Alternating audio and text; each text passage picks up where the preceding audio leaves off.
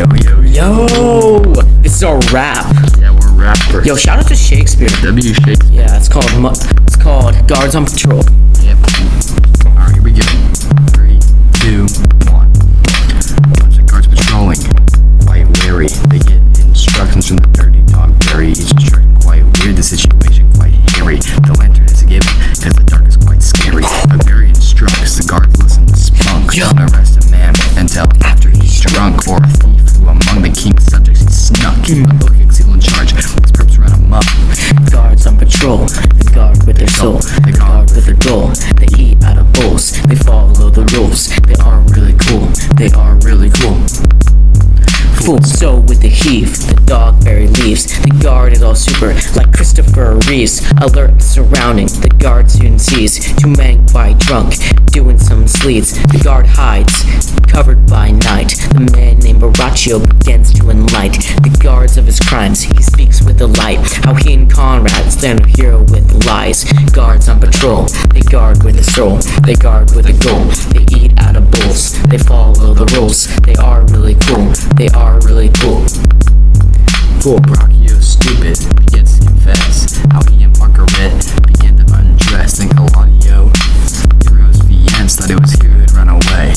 Kanye West. Don John was evil, Borachio's boss. Borachio loved him like lips love gloss. He obeyed for coin, slandered, sabotaged, but the guards heard him and were cried quotes. Patrol. They guard with their soul, they guard with a goal. They eat out of bowls, they follow the rules. They are really cool, they are really cool.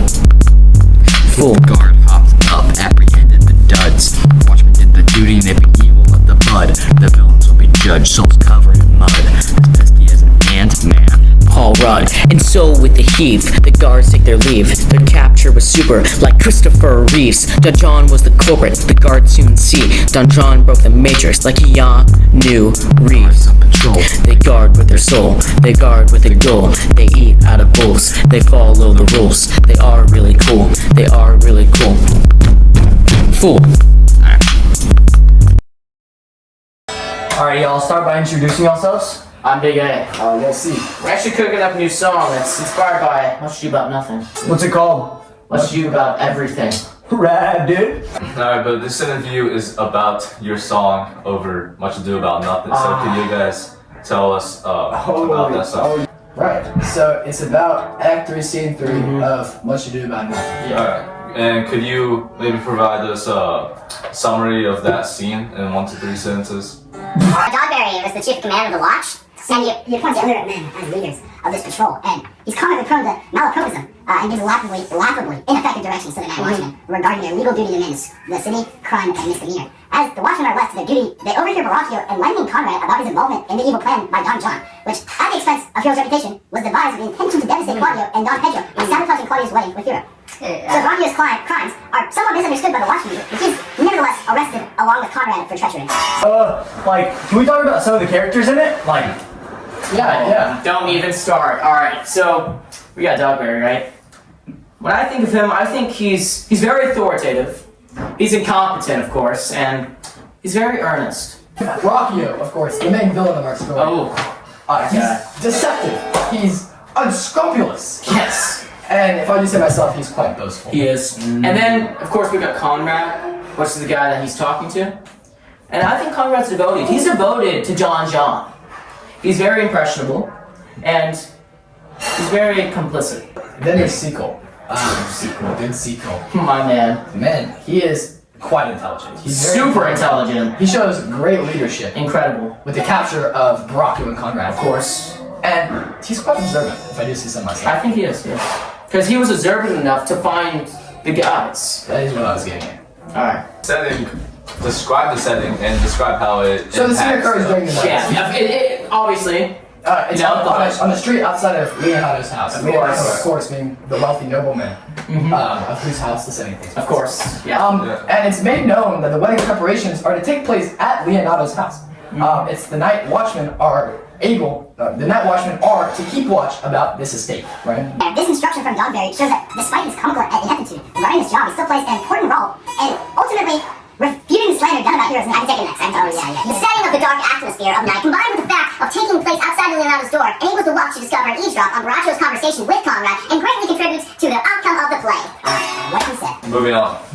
Do you guys make note of any important like quotes, maybe lines from the play? Oh, there was a few that stood out for us for sure. Yeah. I think I'll let him take it. Specifically 3. Oh, word. Yes. Oh, that's very that's specific. great, 'cause I- You have 3 right. I'd say my favorite quote is, "But know that I have tonight wooed Margaret, the Lady Hero's gentlewoman, by the name of Hero." Explain that quote to us. Yeah, precisely. Explain. So, Here, I'll explain it. no, you won't. I got it. Oh, okay.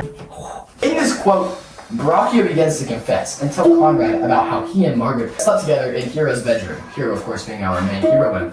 I see what you did there.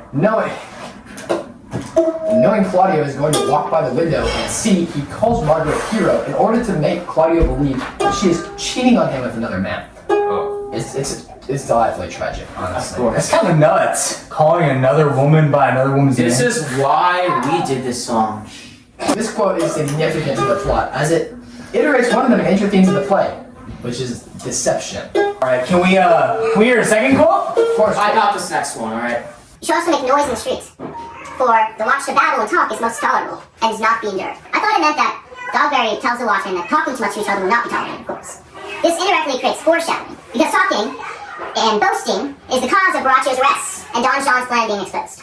Thought that was a really good quote there. Quote number 3. Could you guys give us that? yeah, Of course, I think we can both say it at the exact same time for the quote. Ready? The third quote is, They that touch pitch will be defiled. Dogberry says this on the course, and here's the explanation that I can believe. So this quote refers to the notion that one's association with corrupt people will serve as a catalyst for the subsequent corporation of oneself. Corruption, of course, of oneself. It is in a sense the story of Conrad, who, through Don John's villainy, became something of a villain himself, entertaining as his accomplice Don John's evil plans. This quote is also an allusion to the Bible proverb, Sirach. That'd be Ecclesiastes 13:1. Do you guys have any other questions for us? No.